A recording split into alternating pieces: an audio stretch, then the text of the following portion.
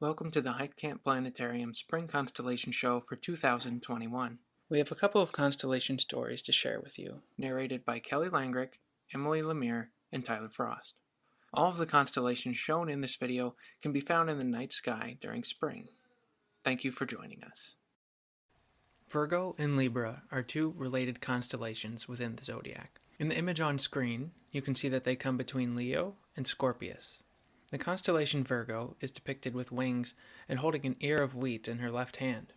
Her left hand can be located in the night sky by the star Spica. In the image, Spica is shown as the largest star in the constellation. Virgo is associated with a few different goddesses. One of them is Dike, the Greek goddess of justice.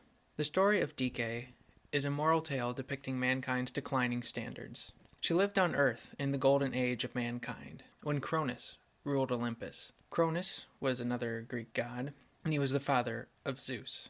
Mankind's golden age was one of peace and happiness. It was a time of endless spring, with food growing naturally without any need for cultivation. Humans never grew old, never had to work, never committed crimes, and never went to war. Dike spent her time with the humans, giving wisdom and teaching about justice. But the golden age did not last, as you may have noticed. Zeus overthrew his father Cronus and ushered in the Silver Age. Zeus shortened springtime and created the cycle of seasons. Humans began to argue with each other and stopped paying due respect to the gods.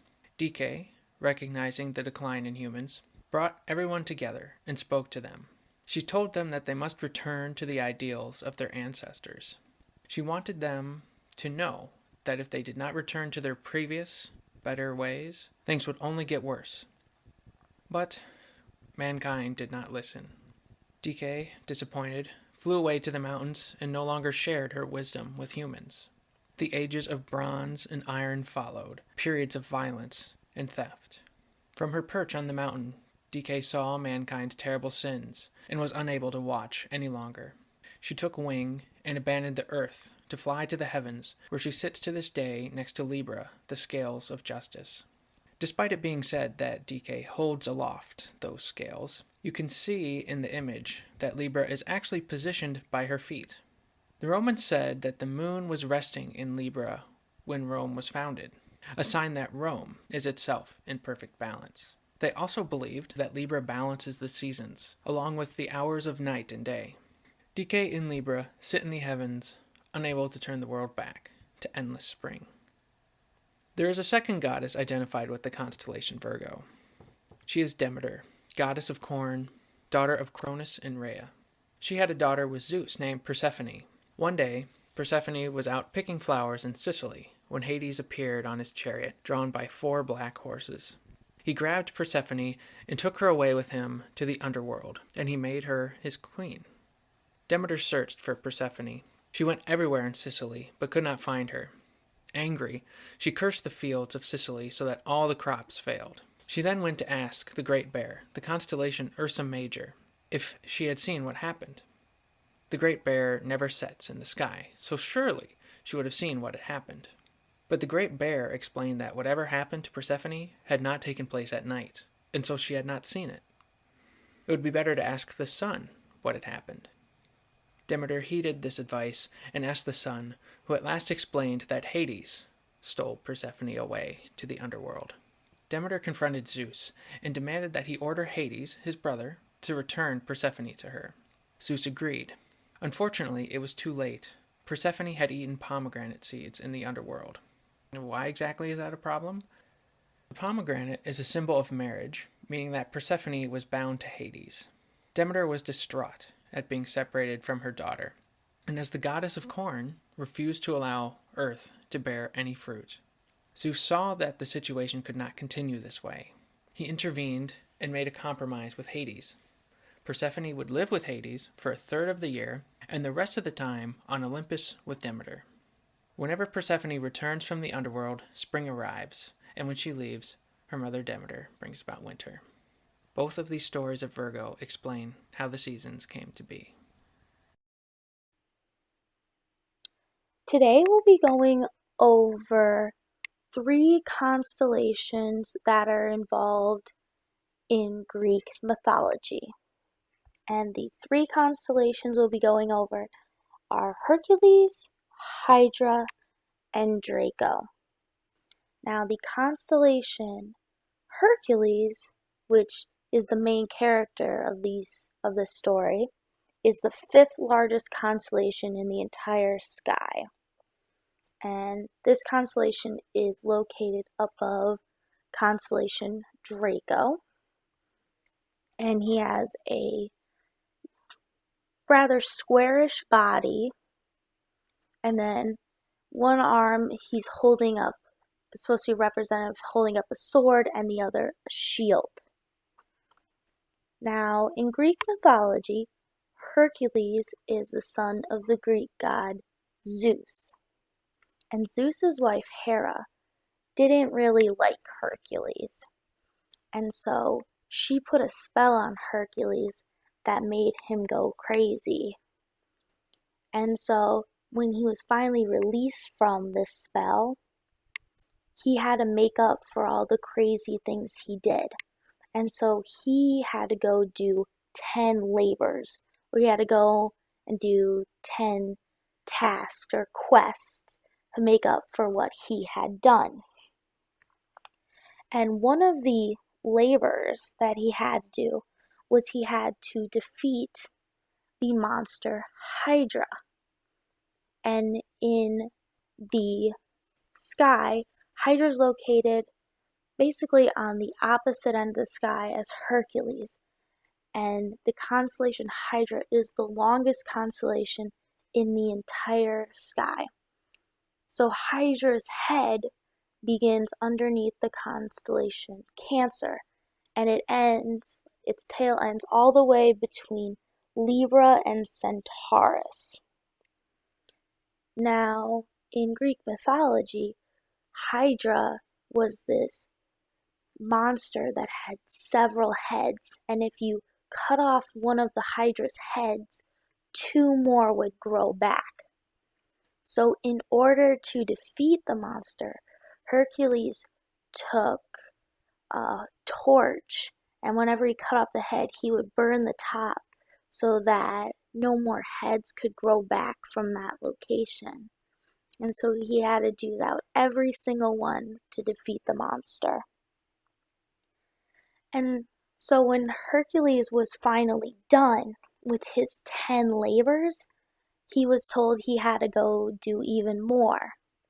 So his next task was to go steal apples from the dragon Landon. Now, the dragon Landon is represented in our sky as the constellation Draco, which, as I talked about earlier, is located under the constellation Hercules. So in the story, the constellation Hercules is seen as stepping on the head of the constellation Draco. And Draco in our sky is the 8th largest constellation. And what's interesting about the constellation Draco is that it never falls below the horizon. So since we're in the northern hemisphere, we can see the constellation Draco year-round.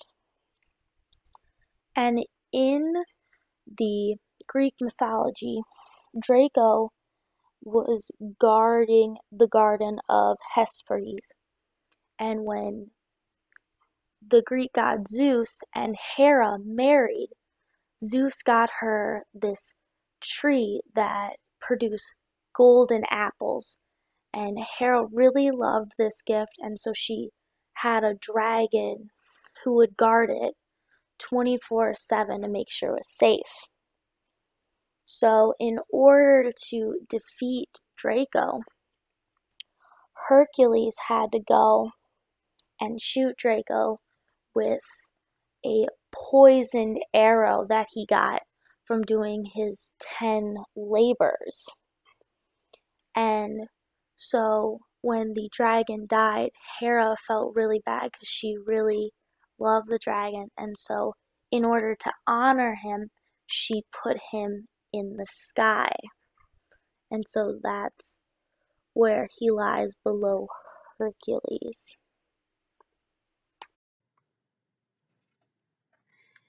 You probably already recognize the Big and Little Dipper, also known as Ursa Major and Ursa Minor, the bear constellations. There's a number of stories about them, but we'll start with the Greek. Long ago in ancient Greece, there lived a beautiful woman named Callisto. Zeus took a liking to her, and they became very close and had a son together, named Arcas. The problem was that Zeus had a wife up on Mount Olympus, the goddess Hera. Hera got very angry when she found out about Callisto and wanted to get revenge. In order to hide her from Hera, Zeus turned Callisto into a bear, Ursa Major. Years passed. Arcas was too young to remember any of this when it happened. He was adopted by his village and grew up never knowing what happened to his mother. All the while, Callisto lived in the woods nearby. As he got older, he became the best hunter in the village. One day, Arcas was hunting in the woods and came across a majestic bear. He knocked back an arrow, about to shoot it, when Zeus took notice. Quickly, he turned the bear back into Callisto, and mother and son were reunited. Hera was still mad at Callisto, and now that the disguise was gone, she could finally take her revenge. To protect Callisto and Arcas, Zeus turned them both into bears and flung them into the night sky by their tails, where they'd be safe and beyond Hera's reach. This is why both bear constellations have such long tails. This, of course, wasn't the only use for these constellations. They've been used for navigation for years due to their fairly consistent placement in the night sky. American slaves escaping north would use them as a guide, following the drinking gourd. Some Native American tribes used them to indicate seasons and the start of the bear hunt, viewing the three tail stars as hunters chasing the bear across the sky.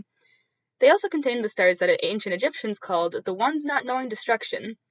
Kochab was in the Little Dipper, and Mizar in the Big Dipper. This is because Egyptian mythology is very cyclical. It's all about destruction and renewal. Yet these stars never dipped below the horizon. They never died.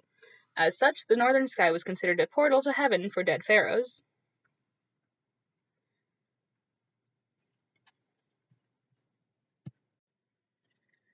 This story includes a host of constellations, namely Cassiopeia, Cepheus, Andromeda, Perseus, Pegasus, and Cetus. Cassiopeia was the queen of Ethiopia, and she believed that she was the most beautiful person on earth. She talked about it often, and one day claimed that she was even more beautiful than the sea nymphs.